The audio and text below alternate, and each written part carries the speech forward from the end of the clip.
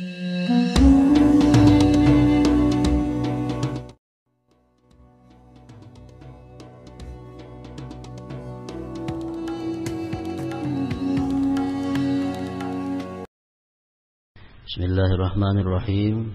Alhamdulillahi rabbil alamin, wassalatu wassalamu ala asyrafil anbiya'i wal mursalin Sayyidina Maulana Muhammad wa ala alihi wa sahbihi ajma'in. Qala al-musannif al-imam al-habib al-allamah Ahmad bin Zain bin Arabi al-Habsyi rahimahullah. Fa amma qawlu syekhina an-nazim nafa'allahu bih wa bimurri ma yaqdil ilahu wa hulwih kun radiyan wa minat tawakkuli fakra'i. Ar-ridha bil qada fardun wajib sawa'un kana murran aw hulwa wal imanu bihi min jumlatil iman wa dakhilun bi hududih.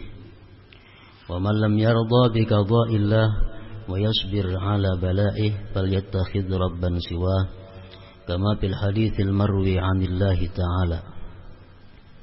Wa qawluhu falyattakhidh rabban siwa ay ma'nahu illam yarda bi qada'illah fa ka'annahu lam yarda bihi rabba bal khalqu 'abidullah wa af'aluhu wa majari af'alihi wa mahallu qadrihi. Wa qad warada an Rasulillah sallallahu alaihi wasallam bima yarwihi an rabbih ta'ala annahu qala qaddartul maqadira wa dabbartut tadabir wa ahkamtu sun'a faman radiya falahu ridha minni hatta yalqani wa man sakhita falahu sakhatu minni hatta yalqani. Wa fi hadzal hadits syarif anna ar-ridha huwa 'adamu sukhti wa fi ma warada 'anil nabi sallallahu alaihi wasallam anna Allah azza wa jalla ja'ala ar-rawha wal faraja fir ridha wal yaqin wa ja'ala al-hamma wal hazana fish shakki was sukhti. Wa qala Abu Darda radhiyallahu anhu darwatul iman as-sabru lil hukmi war ridha bil qada ila akhir. Makna daripada kalam Al-Habib Al-Alim Al-Allamah Ahmad bin Zain Al-Habsyi rahimahullah, ridha dan tawakal. Wa bimurri ma yaqdil ilahu wa hulwih kun radiyan wa minat tawakkuli fakra'i. Artinya, ridhalah terhadap pahit manisnya ketentuan Allah dan berusahalah untuk memiliki sikap tawakal. Ridha atas ketentuan qada Allah yang tidak menyenangkan dan yang menyenangkan adalah wajib. Baik itu berupa masalah-masalah duniawi ataupun ketetapan-ketetapan Allah mengenai masalah hukum-hukum agama. Artinya kita wajib ridha hukum Allah, baik menyangkut perkara-perkara duniawi atau perkara agama yang sesuai atau yang tidak sesuai dengan keinginan kita.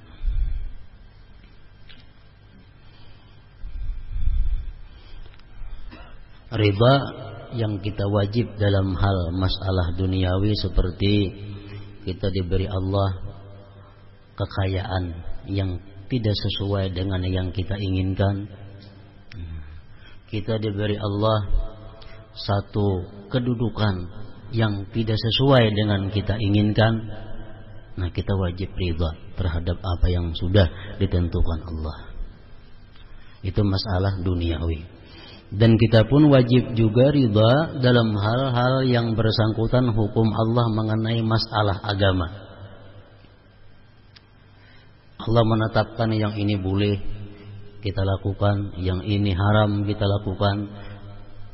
Bagi laki-laki demikian hukumnya, bagi perempuan demikian hukumnya. Nah, itu semuaan hukum-hukum Allah menyangkut masalah agama, kita pun wajib ridha. Kita ambil beberapa contoh, umpamanya hukum yang berbeda antara laki-laki dan perempuan. Ini hukum Allah berbeda. Dalam banyak hal secara zahir perempuan itu dikalahkan oleh laki-laki dalam banyak hal. Zahirnya demikian. Seperti masalah waris.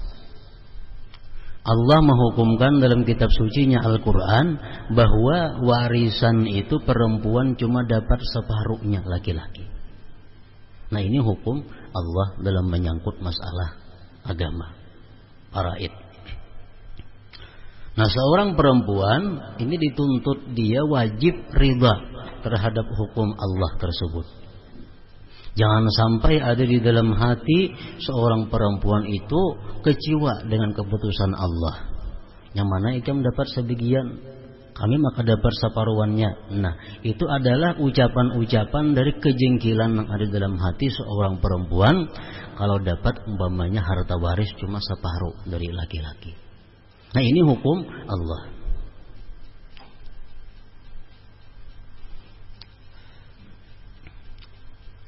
Laki-laki ditentukan oleh agama, auratnya laki-laki itu mulai pusat sampai lutut. Itu auratnya laki-laki yang wajib ditutupi. Sedangkan perempuan dihukumkan oleh Allah auratnya seluruh tubuh. Nah, sehingga ini mempersempit ruang gerak perempuan. Nah, secara zahir ini perempuan lebih sulit daripada laki-laki, lebih berat daripada laki-laki hukum Allah. Nah, jangan sampai ada seorang perempuan itu dalam hatinya ma'atirat, memprotes atau kecewa dengan apa yang dihukumkan oleh Allah. Kenapa Allah menghukumkan maka bini-bini sembuhan awak wajib ditutupi, sedangkan laki-laki cuma ingat pusat saja lawan lutut. Nah, itu hukum Allah yang wajib ridha, wajib setuju.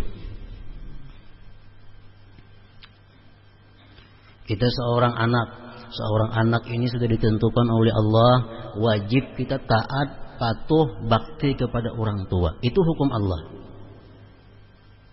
Nah, jangan sampai kita artinya kecewa dengan hukum Allah itu. Kenapa kada boleh musafir seorang anak kada boleh tanpa seizin orang tuanya. Melakukan apapun si anak, kalau orang tuanya kada setuju, si anak berdosa. Nah, ini jangan sampai hati si anak ini adalah kecewa dengan hukum Allah itu.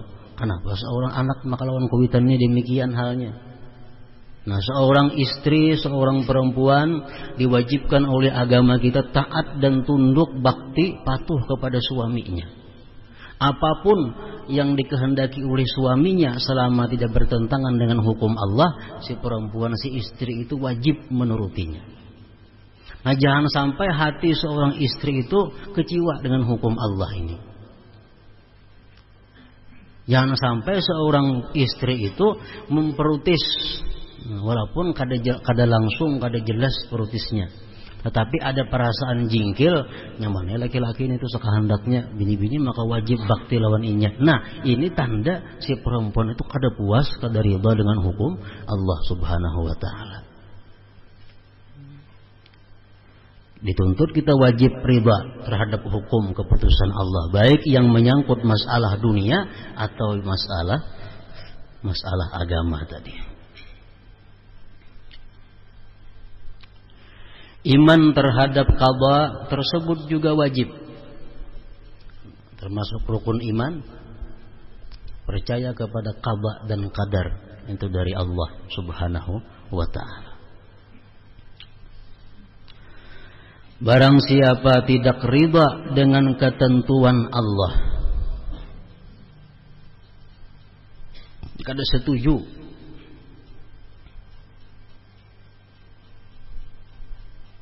barang siapa tidak ridha dengan ketentuan Allah dan tidak bersabar menghadapi ujiannya, maka hendaklah dia mencari Tuhan selain Allah. Sebagaimana diriwayatkan dalam sebuah hadis qudsi hendaknya dia mencari Tuhan selain Allah. Man lam yarda bi qada'i wa lam yasbir 'ala bala'i. Nah, siapa tidak ridha dengan hukumku, ujar Tuhan, tidak sabar atas balaku, falyattakhidh rabban siwa'i, hendaklah dia cari Tuhan selain aku. Artinya jika dia tidak ridha dengan ketentuan Allah, seakan-akan dia tidak ridha Allah sebagai Tuhan.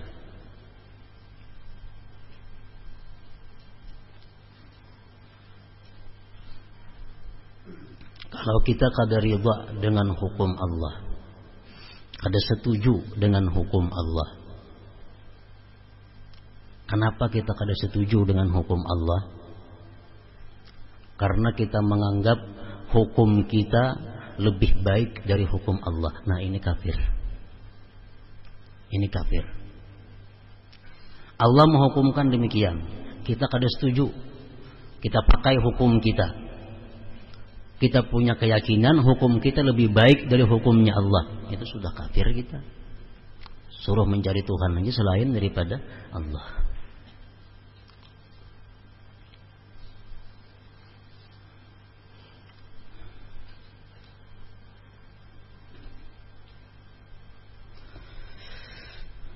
Jika dia tidak ridha dengan ketentuan Allah, seakan-akan dia tidak ridha Allah sebagai Tuhannya. Sesungguhnya semua makhluk adalah hamba Allah, wujud dari perbuatan-perbuatan Allah, af'al Allah, dan tempat berlangsungnya takdir Allah. Banyak maksiat-maksiat yang timbul akibat dari kada ridha dengan ketentuan Allah. Kenapa seorang maling itu dipotong tangannya karena hanya mencuri 30 dirham. 30 dirham kurang lebih 100 ribuan kira-kira duit kita. Kalau si maling mencuntan itu, dia berhak dipotong tangannya. Apakah agama kita menghargai tangan si maling itu cuma 100 ribu? Nah, bukan demikian maksudnya. Dia dipotong tangan si maling itu karena dia tidak ridha dengan apa yang telah diberikan Allah kepadanya, sehingga dia hendak mencari jalan yang kada halal. Itu yang menyebabkan dipotong tangannya, bukan karena 100 ribunya itu, tapi karena dia kada ridha dengan apa yang sudah diberikan Allah. Sifat iri dengki, kenapa dosanya sangat besar? Al-hasad ya'kulul hasanat kama ta'kulun narul hatab, sabda Rasulullah. Kalau ada dalam hati kita ini dengki dengan seseorang, itu menghabiskan akan amal kebaikan kita, sebagaimana menghabiskan api akan kayu bakar yang kering. Kenapa? Sebabnya sifat dengki ini dosanya sangat besar dan bisa menghabiskan amal-amal salih yang kita lakukan. Karena orang dengki ini pada intinya dia kada ridha dengan hukum Allah. Orang yang dengki itu adalah orang yang kada senang Allah memberikan nikmat kepada orang lain. Nah, makanya itu termasuk dosa yang sangat besar. Bukan kekayaannya itu nang didengkiinya itu, tapi karena kada ridhanya itu terhadap keputusan Allah. Orang yang dengki sama dengan orang yang tidak ridha dengan keputusan Allah. Karena dia kecewa, dia kada senang Allah memberikan nikmat kepada saudaranya.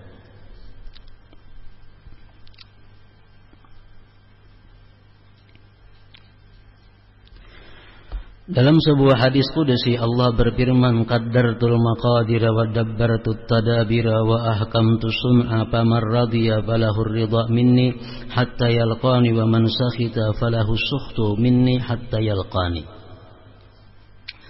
Telah kutentukan segala sesuatu, ujar Tuhan. Telah kutentukan segala sesuatu. Telah kuatur segala hal dan telah kusempurnakan ciptaanku. Oleh karena itu barang siapa ridha, maka aku ridha kepadanya hingga dia menjumpaiku. Dan barang siapa benci, maka aku benci kepadanya sampai dia menjumpaiku. Dalam hadis kudusi yang mulia ini, ridha diartikan dengan tidak membenci. Ada dua tingkatan jenis orang yang ridha terhadap ketentuan Allah. Yang pertama, dia ridha dan lezat apapun yang diberikan Allah kepadanya. Dia ridha dan senang dan nikmat apapun yang diberikan Allah kepadanya, karena dia menganggap itu adalah pemberian orang yang dicintainya. Allah memberi aku sesuatu nikmat. Allah memberikan sesuatu kepadaku musibah. Aku senang, aku ridha, karena itu adalah pemberian daripada orang yang kucintai.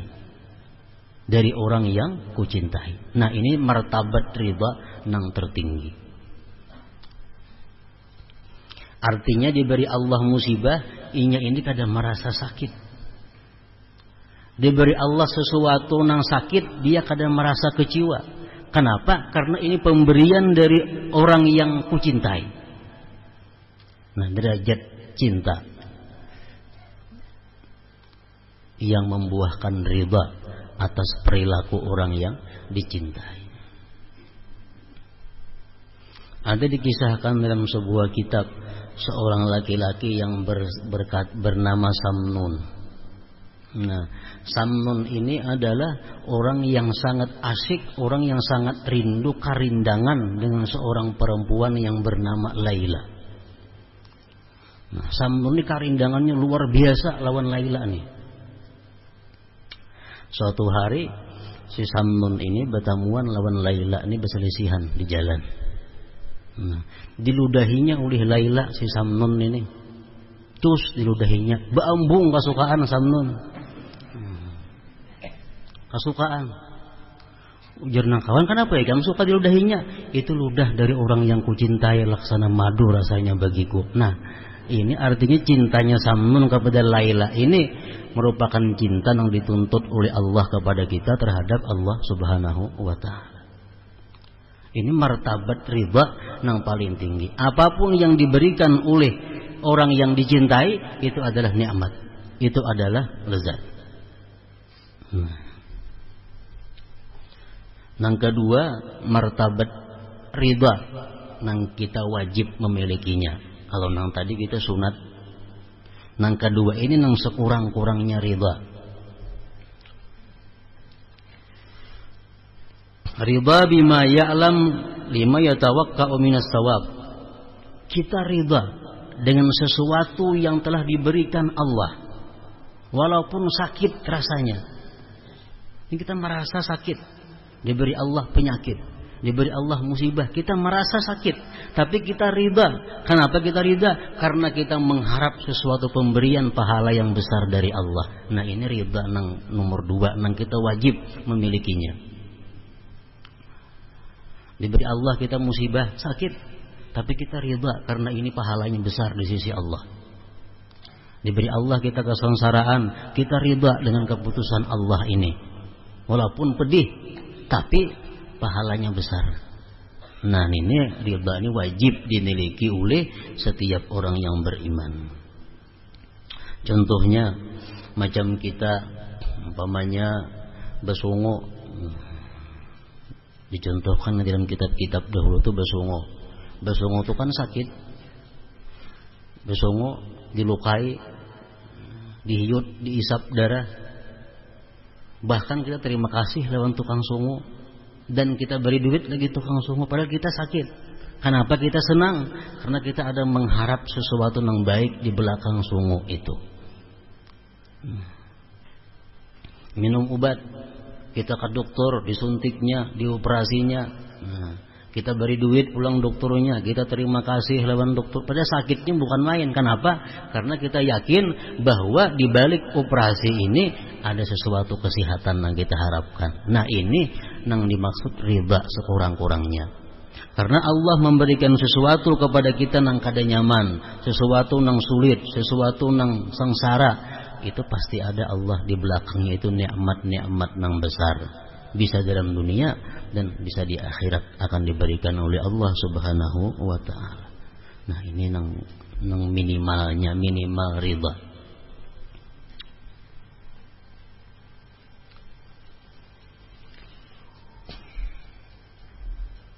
Salah seorang sahabat Rasulullah SAW yang bernama Sa'ad bin Abi Waqqas. Ini salah seorang sahabat Rasulullah yang dijanjikan surga oleh Rasulullah.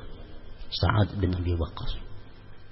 Beliau ini buta, kada melihat. Begitu beliau sampai ke Mekah dalam ziarahnya, orang-orang Mekah datangan. Lawan sidin minta doa, kabul. Minta banyu, kabul. Nah, minta macam-macam, berhasil. Jadi ujar nang anak, jaka pian berdoa supaya mata pian tuh melihat nah. Kan orang garing, sigar pian doakan. Orang macam ini sihat, jaka pian berdoa supaya mata pian itu bisa melihat. Kadang alih menuntun, kadang alih kasih tu kamari. Nah ujar sidin, ay bunayya, hai anakku. Kepada anak nang menyuruh sidin tuh, qada'ullah alayya, keputusan Allah atasku buta ini ahsanu, lebih baik min basari, daripada melihatnya aku. Nah, aku lebih senang ini buta ya, karena ini sudah merupakan hukum Allah Subhanahu wa taala. Nah, ini kedudukan cinta nang tinggi. Kedudukan cinta nang tinggi. Hadis Rasulullah mengatakan, ar-ridha man radiya minallahi ta'ala bil qalil minar rizqi radiyallahu ta'ala minhu bil qalil minal amal. Barang siapa ridha daripada Allah dengan sedikit rezeki, ini kada ada puas dengan apa yang diberikan Allah. Walaupun hari ini cuma dapat 2.000 rupiah. Walaupun hari ini kadang-kadang kada dapat rezeki keuangan, tapi tetap dia ridha dengan Allah. Nah, siapa ridha daripada Allah dengan sedikit daripada rezeki, radhiyallahu ta'ala minhu bil qalil minal amal, Allah pun ridha daripadanya dengan sedikit daripada amal ibadah. Walaupun kita kada pa amal, Allah senang kepada kita, asalkan kita ridha terhadap apa yang diberikan oleh Allah Subhanahu wa ta'ala. Artinya diberi Allah kita musibah ini, kita ridha.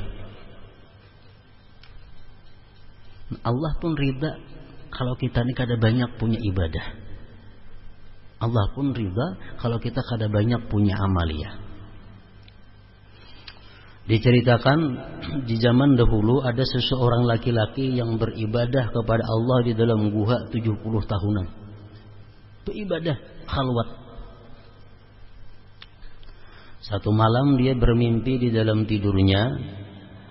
Dalam mimpi itu, wahai laki-laki, nanti kawan ikam di surga kaina itu perempuan yang pengembala di sebelah gunung itu. Nah, jadi si laki-laki ini begitu bangun daripada gurunya, hendak tahu kayak apa perempuan yang bakal kawanku di surga itu kaina. Nah, cari. Akhirnya dapat petunjuk, oh ini perempuan. Di sini hanya saikung ada perempuan yang pengembala, lainnya semua laki-laki. Pasti ini orangnya. Jadi si laki-laki tadi, wahai perempuan, aku hendak menginap di rumah ikam 3 hari. Tujuannya apa? Hendak mengetahui apa ibadahnya, apa amalihnya perempuan ini, sehingga dikatakan dalam mimpi, jadi kawanku kaina dalam surga. Si laki-laki ini siang puasa, malam beribadah. Ada perempuan tadi napa malam guring, siang kada puasa. 3 hari 3 malam laki-laki mengintai, tetap nangka itu malamnya guring, siang kada puasa. Kada puasa sunat. Sedangkan laki-laki ini malam beribadah, siang puasa. Sudah sampai 3 hari, laki-laki ini berkata, wahai perempuan, aku bermimpi bahwa engkau akan menjadi kawanku di surga. Nang aku takunakan apa amaliyah ikam, sehingga aku nang beribadah selama 70 tahun lebih ini menjadi kawan ikam di surga. Ujar perempuan itu menjawab, idza kuntu fi syiddah lam atamanna an akuna firraha, wa in kuntu fi maradin lam atamanna an akuna fi sihhah, wa in kuntu fi syamsi lam atamanna min akuna an akuna fi zil. Wahai laki-laki, ujar perempuan tadi, adapun aku adalah jika aku dalam kesengsaraan, aku kada pernah berangan-angan agar Allah pindahkan aku kepada kesenangan. Artinya apa? Kalau aku dalam keadaan duka cita, dalam keadaan sengsara, aku kada pernah beangan-angan supaya ampih duka cita ini pindah menjadi senang lapang. Andai kata aku dalam keadaan sakit, aku kada pernah minta kepada Allah agar disihatkan. Andai kata aku di tempat nang panas, aku kada pernah minta kepada Allah supaya dapat naungan.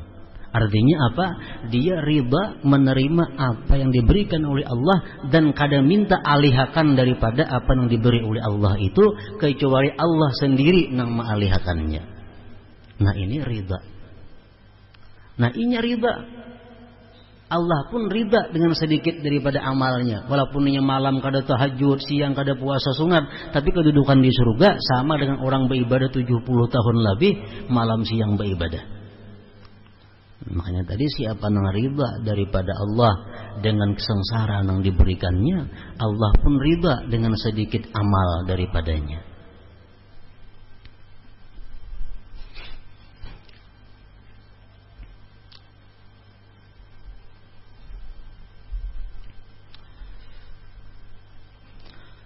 Dalam hadis yang lain Rasulullah sallallahu alaihi wasallam menyatakan bahwa Allah azza wa jalla menjadikan ridha dan yakin sebagai sumber kebahagiaan dan jalan keluar dari kesulitan, serta menetapkan Allah akan keraguan dan kebencian terhadap takdir Allah sebagai sumber kecemasan dan kesedihan.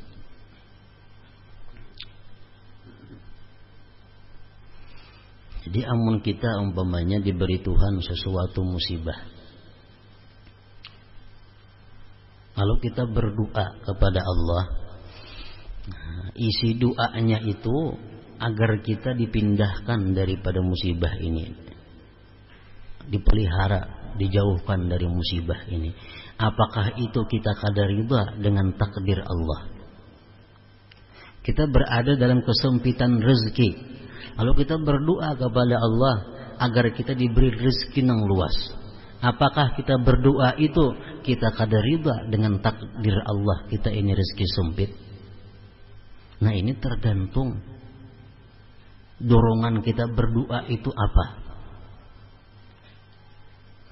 Kalau kita ini berdoa kepada Allah karena kita kada tahan menyandang ketentuan Allah ini, lalu kita minta doa supaya dialihkan, nah ini termasuk kita kada ridha dengan ketentuan Allah. Tapi kalau kita berdoa kepada Allah itu karena ini perintah Allah, dikabulkan kada dikabulkan itu urusan Allah, yang penting aku berdoa kepada Allah, nah ini masih dianggap ridha dengan takdir Allah. Dalam keadaan sakit kita, Allah memerintahkan kita berdoa. Kita berdoa, Allahumma inni as'aluka sihhata wal afiyah. Ya Allah, aku minta kepada Engkau sihat dan afiat. Nah, kita berdoa ini bukan karena kita kada riba dengan sakit ini kada. Tapi kita berdoa ini karena Allah menyuruh kita berdoa. Rasulullah mengajari kita berdoa. Itu nang kutiru. Masalah dikabulkan kada dikabulkan doa itu urusan Allah. Dan aku riba dalam keadaan sakit ini.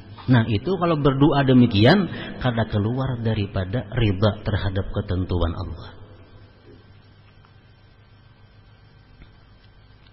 Kita kalau kasah dalam keadaan sengsara, kita kada tahan lagi menyandang nang adan ini. Umpamanya Padahal Allah sudah menyatakan kada akan memberi sesuatu nang manusia kada sanggup memikulnya. Kadang-kadang maulah kita kada sanggup, itu syaitan membisiki kita, nafsu kita mengajak kita kepada yang jahat, lalu seolah-olah kita kada mampu menghadapi keadaan. Padahal pasti mampu, karena Allah sudah menyatakan dalam Quran kada memberikan sesuatu kepada manusia nang mereka kada mampu memikulnya. Jadi jangan beranggapan kada mampu menghadapi, itu bujukan daripada syaitan. Syaitan yang maulah kita merasa kada mampu menghadapi musibah. Syaitan yang merayu kita sehingga kita merasa kada tahan menghadapi keadaan hidup. Padahal itu pasti tahan, Allah memberikan itu. Nah, jadi kita berdoa kepada Allah itu bukan karena kita kada riba dengan apa yang ada sekarang ini, tapi kita berdoa itu karena perintah Allah, perintah Rasulullah. Dikabulkan kata dikabulkan, doa itu urusan Allah. Yang penting aku riba menghadapi kenyataan seperti ini. Nah, itu doanya berpahala dan doanya bisa dikabulkan oleh Allah, dan kita tetap riba dengan apa yang dihukumkan oleh Allah Subhanahu wa taala. Abu Darda radhiyallahu anhu berkata, puncak keimanan adalah sabar menerima dan merasa senang dengan semua keputusan dan ketentuan Allah. Sabar itu hubungannya dengan penyakit, ridha hubungannya dengan Allah. Allah memberikan kita penyakit, kita tahan. Arti tahan itu apa? Kada kuciak. Nah, artinya kada menjerit, kada keluh kasah, tapi kita tahan. Itu sabar namanya. Dan kita kepada Allah riba diberinya ini musibah, karena kita menganggap di balik ini akan ada sesuatu yang nikmat sangat besar. Nah, jadi riba ini lain lawan sabar. Sabar ini hubungannya kepada nang kada nyaman. Riba ini hubungannya kepada Allah. Ada mau kita riba lawan penyakit, maulah. Sabar lawan penyakit itu. Lawan penyakit itu kita sabar. Lawan sengsara sabar. Ridha lawan Allah Ta'ala.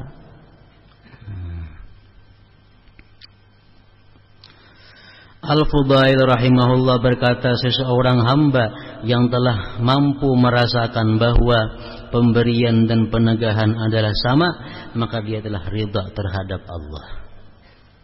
Artinya apa? Diberi Allah, aku ridha kepada Allah. Kada diberinya pun aku ridha kepada Allah. Nah, itu ridha namanya. Dan ridha terhadap apa yang diberikan Allah ini merupakan akhlaknya para aulia, akhlaknya para anbiya alaihi wassalatu wassalam. Para ulama menyimpulkan bahwa akhlaknya para anbiya, akhlaknya para aulia itu ada 12 pokok akhlak mereka.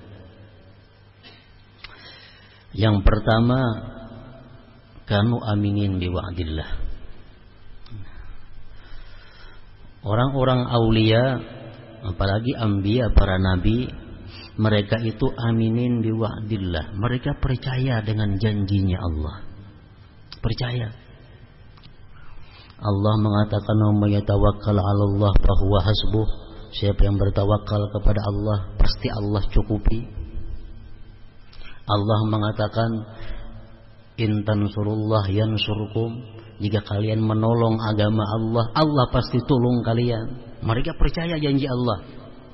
Siapa yang bersedekah sekian dibalas 10, dia percaya dengan janji Allah. Nah, itu akhlaknya para aulia dan anbiya. Dan kedua, kanu ayisin minal khalqi, mereka itu putus asa daripada makhluk. Artinya apa? Mereka itu sedikit pun kada ada menaruh harapan daripada makhluk Allah. Ini kada ada menaruh harapan lawan makhluk, kada ada punya impian lawan makhluk. Putus asa daripada makhluk. Ini kada berharap makhluk memberikan sesuatu kepadanya. Ini kada berharap makhluk memuji menyanjungnya. Ini kada berharap makhluk itu mencintainya. Kada berharap. Putus asa daripada makhluk Allah. Jadi orang nang kaya apa terhadap dirinya, ini kada ada masalah. Kada mengharap apapun daripada makhluk Allah. ayisin minal khalqi.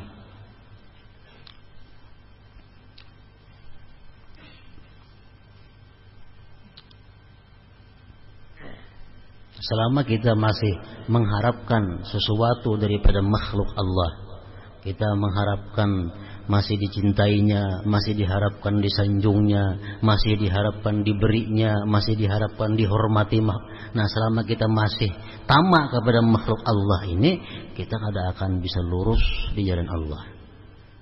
Kada akan bisa lurus. Kita bisa lurus di jalan Allah asalkan kita putus asa daripada makhluk ini. Jangan mengharap apapun daripada makhluk Allah. Inya menghormati kita, alhamdulillah. Kada menghormati, alhamdulillah. Memberi, alhamdulillah. Kada memberi, alhamdulillah. Kada ada urusan makhluk Allah. Nah, ayisin. Ini akhlaknya para nabi dan para aulia. Yang ketiga, kanat adawatuhum ma'asyaitan. Yang ketiga, musuh mereka itu adalah syaitan. Nang dianggapnya musuh cuma syaitan. Lain pada syaitan, kada musuh. Masalah orang memusuhinya, masalah orang membenciinya, itu kada ada masalah. Tapi kalau dalam hatinya syaitan, saikung aja musuh. Nang keempat, kanu muqbilin ala amri anfusihim. Mereka itu berhadap mengurusi urusan diri mereka. Artinya apa? Mereka anbiya, mereka para aulia itu, mereka hanya mencari kesalahan-kesalahan dirinya, mencari keaiban-keaiban yang ada pada dirinya. Ini kadang mencari-cari keaiban orang, kadang mencari keburukan-keburukan orang. Itu akhlaknya para aulia. Dan kelima, kanu musyfiqin alal khalqi, mereka itu sayang atas makhluk Allah. Orang kafir, orang fasik, orang zalim, binatang, itu semuaan perlu disayang. Yang keenam, kanu mutahammilin li adal khalqi, mereka itu sanggup menyandang gangguan-gangguan makhluk. Artinya apa? Mereka kada akan membalas orang-orang yang menyakiti mereka. Yang ketujuh, kanu aykanu annallaha la yudhi'u amalahum. Mereka yakin bahwa Allah kada akan menyia-nyiakan amal mereka sekecil apapun.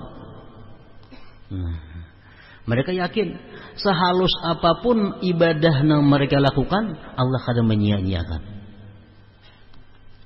Jadi kada ada ibadah itu merasa wah dikitnya. Karena sekecil apapun ibadah akan dinilai oleh Allah. Nah, mereka yakin demikian. Dan kedelapan, kanu mutawadhi'in imwadhi'il haq. Mereka itu tawadhu padahal mereka berada di jalan yang benar.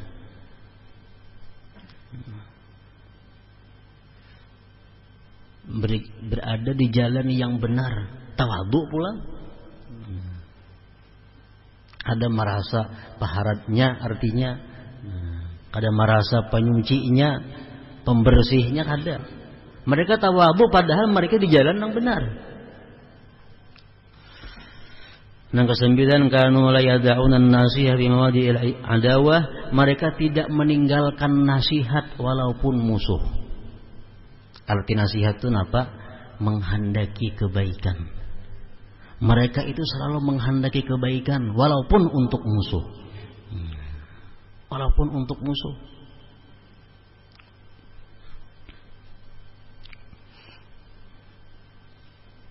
Para aulia mengatakan kalau kita ada berisi musuh, artinya orang itu ada musuhi kita, amalannya paling inting nak mengalahkan musuh itu. Paling nyaman amalannya musuh tuh kiyuk.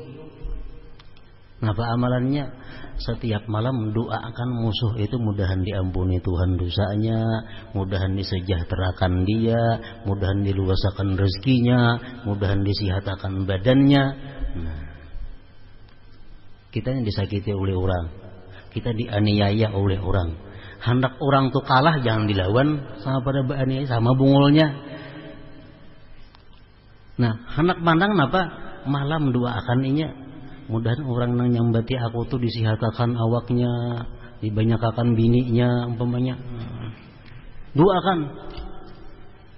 Kiyok tuh musuhnya itu. Allah tahu artinya bahwa kita kadang menghendaki jahat kepada orang yang berbuat jahat kepada kita. Nah, kalau kita menghendaki jahat kepada orang yang berbuat jahat kepada kita, itu kadang nasihat ngarannya. Ini mujarab. Nah, sudah diamalkan oleh para orang-orang dahulu. Jadi mengalahkan musuh bukan dengan membaca Yasin, bukan dengan membaca doa saif itu kadang. Doa saif itu bisa kabul kalau hati kita bersih. Nah, hati kita suci daripada dosa, baca doa saifi mau kabul. Tapi kalau hati kita kada bersih, kada usah doa saifi, sebaliknya daripada doa saifi, itu nang kabul.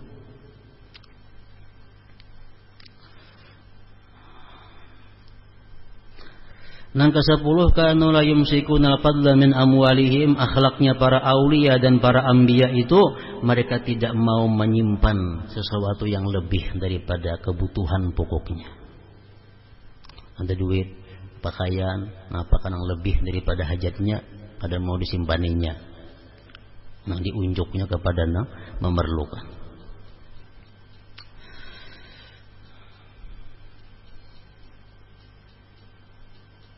Nang ke-11 kanu yudimuna 'alal wudu.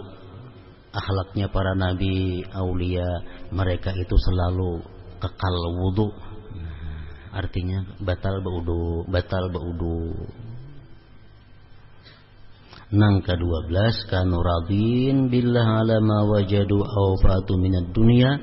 Yang ke-12 akhlaknya para aulia dan anbiya itu mereka ridha dengan Allah atas apa yang mereka dapat dan yang mereka tidak dapat. Nah, ridha kepada Allah. Syekh Abdul Qadir Al-Jilani rahimahullah berkata, jangan keluhkan apapun yang terjadi pada dirimu kepada seseorang pun. Jangan mengeluh kepada manusia artinya. Nah, semalam kan dijelaskan sudah, pengertian mengeluh itu beda dengan keadaan khabar-khabar. Nah, kita berkhabar penyakit kita lawan dokter, itu bukan mengeluh. Atau kita menjawab orang nang betakun ikem sakit apa, aku sakit mata, itu ada mengeluh. Nah, mengeluh ini orang betakun gak ada apa, gak ada gurunu aku sakit ini, sakit itu, orang betakun gak ada. Nah, ini mengeluh ngarannya. Jangan sampai demikian. Jangan keluhkan apapun yang terjadi pada dirimu kepada seorang pun, dan jangan sekali-kali menyalahkan Allah Azza wa Jalla atas apa yang Dia perbuat terhadap dirimu. Menyalahkan Tuhan. Dalam Quran Allah berfirman, "Wa ma asabaka min sayyi'atin fa min nafsik." Ada yang menimpa kamu dari sesuatu yang jahat itu akibat diri engkau. Wa ma asabaka min sayyi'atin fa min nafsik. Sesuatu yang menyakiti diri engkau itu asalnya memang dari diri engkau. Dari diri engkau.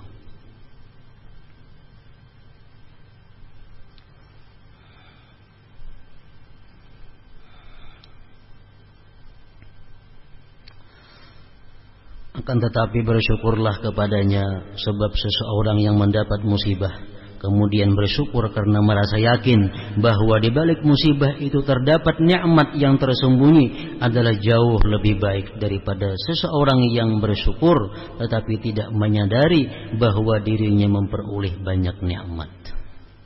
Kalau kita berdosa dimuntung, dosa dimuntung, yang berarti orang berdusta, menipu, sumpah palsu, macam-macam. Kita tobat dari dosa muntung. Nah, mestinya kan imbah tobat itu ada perbaikan. Membaca Quran kah dibanyaki diganti, bakas muntung banyak yang berarti orang nih, ganti membaca Quran, baca salawat. Nah, bila ada perbaikan, Allah yang perbaikinya. Gigi kah sakit, bangkak kada beampihan, sariawan kah banyak dimuntung, tenggorokan kah sakit, nah apakah itu perbaikan dari Allah? Kalau Allah membaiki sakit, Tapi kalau kita memperbaiki seorang, kada sampai kayak itu. Nah, jadi kita dosa dimuntong nang banyak nih tuh, kalau kita sudah tobat diperbaiki dengan membaca nang suci-suci Al-Qur'an, salawat dan lain-lainnya. Bila kita kada demikian, nah kayaknya Allah membagiakan.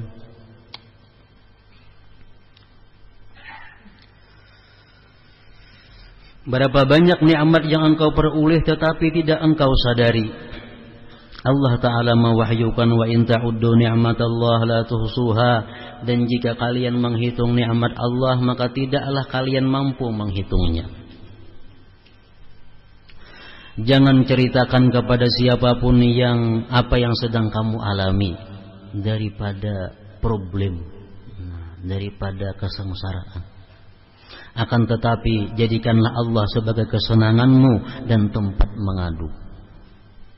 Tidak ada sesuatu pun bagi siapapun perkara, sebab segala sesuatu adalah ciptaannya, berada dalam kekuasaannya dan tunduk pada perintahnya Allah. Akan tetapi kullun yajri ila ajalin musamma, masing-masing berjalan sampai kepada waktu yang telah ditentukan. Allah memberi kita penyakit. Allah memberi kita penyakit 2 minggu. Itu ketentuan dari Allah, umpamanya 2 minggu. Dalam 2 minggu itu ubat apa aja yang kita makan gak ada mempan. Ubat apa yang gak ada mempan. Kenapa? Karena belum sampai waktunya. Kalau sudah sampai 2 minggu kada berubatan gini hilang. Itu kalau Allah memberikan 2 minggu waktunya. Masing-masing berjalan sampai kepada waktu yang telah ditentukan. Wa kullu syai'in indahu bimiqdar, dan segala sesuatu di sisinya ada ukurannya. Hati-hati jangan mengeluhkan perlakuan Allah terhadapmu kepada makhluknya. Kalau perlakuan makhluk Allah kepada kita itu baik kita keluhkan kepada Allah. Nang tak paling ini apa? Perlakuan Allah kepada kita keluhkan kepada sesama makhluk. Meskipun tubuhmu diputung-putung dan dagingmu dicencang, sesungguhnya seluruh bala terjadi karena keluh kasah manusia atas ketetapan Allah yang maha pengasih dari semua yang berjiwa kasih, yang maha lembut kepada hamba-hambanya dan tidak pernah berbuat zalim kepada mereka. Allah kalau memberi kita penyakit, Tuhan zalim lah kada. Pas, itu pas. Cocok dengan keadaan kita. Allah memberi kita kemiskinan. Kawan kita dan sanak kita diberi Allah kekayaan. Sama pada anak si fulan. Sama pada cucunya si fulan. Tapi Allah memberi rezeki kada sama, nang ini sedikit, ini banyak. Zalim ke Allah? Kada, justru adil. Cuma kita kada tahu di mana letaknya keadilan Allah. Kada tahu. Rasulullah SAW bersabda, "Allahu arhamu bi ibadihi minal walidati bi waladiha." Sesungguhnya kasih sayang Allah kepada hamba-hambanya jauh lebih besar daripada kasih sayang seorang ibu kepada anaknya. Allah mewahyukan kutiba alaikumul qital wa huwa kurhun lakum, diwajibkan atas kalian berperang padahal berperang itu adalah sesuatu yang kalian benci. Sampai di sini ucapan Syekh Abdul Qadir Al-Jilani rahimahullah. Di Quran Allah mengatakan wa asa an takrahu syai'an wa huwa khairun lakum wa asa an tuhibbu syai'an wa huwa syarrun lakum wallahu ya'lamu wa antum la ta'lamun. Biar Tuhan barangkali ikam itu kada katuju lawan sesuatu, padahal itu sangat baik untuk kamu. Kadang-kadang kamu tuh mencintai sesuatu padahal itu jahat, buruk bagi kamu. Kamu tidak tahu, hanya Allah yang tahu. Sahala rahimahullah berkata, tingkat keyakinan seseorang hamba tergantung kepada tingkat keridaannya kepada Allah. Ridha adalah salah satu makam yang agung dalam Islam. Membenci perbuatan maksiat dan dosa tidak bertentangan dengan ridha. Bahkan ridha terhadap maksiat tidak diperkenankan. Ridha terhadap ketentuan Allah wajib hukumnya, sebab berarti ridha kepada Allah. Walaupun hal itu bertentangan dengan hawa nafsu. Mengatakan ridhanya hubungannya kepada Allah. Ridha jangan dihubungkan kepada kesengsaraan, ridha jangan dihubungkan kepada kemaksiatan. Nah, kita ada berridha dengan maksiat. Kenapa? Lain hubungannya. Ridhanya kepada Allah Ta'ala. Kalau maksiat itu kita benci. Tapi kita ridha selaku Allah yang menentukan maksiat itu. Misalnya hamba fulan melakukan maksiat.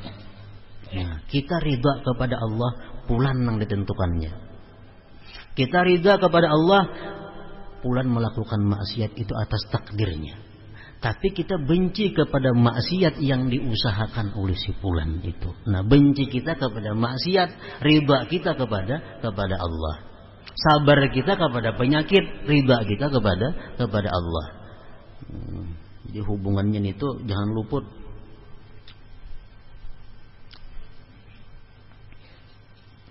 Ridha adalah makam atau hal yang timbul karena cinta kepada Allah.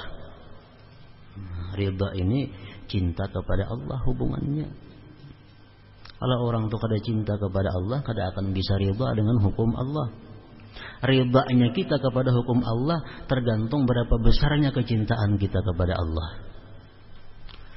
Nah, kecintaan kita kepada Allah tergantung makrifat kita kepada Allah.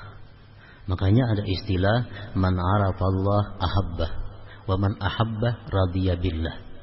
Siapa ma'rifat kepada Allah, dia cinta kepada Allah.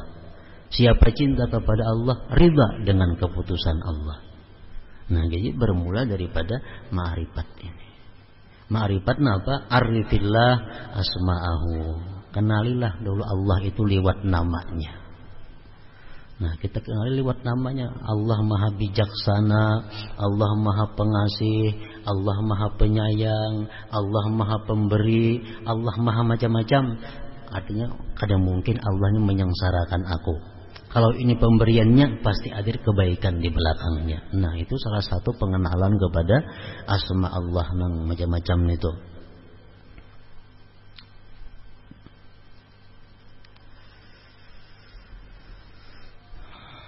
Sebagaimana ungkapan syair berikut, ahwahu waslan wa in abada talawunahu fa kullu ma yaf'alul mahbub mahbub.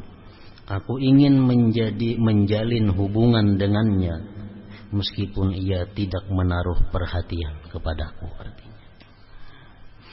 Sebab setiap perbuatan kekasih itu disukai. Nang mau kita kada suka itu perbuatan orang nang kada kita kasihi, kada kita cintai. Selanjutnya berdoa dengan merendahkan diri serta melakukan semua kegiatan yang diperintahkan Allah tidaklah bertentangan dengan ridha.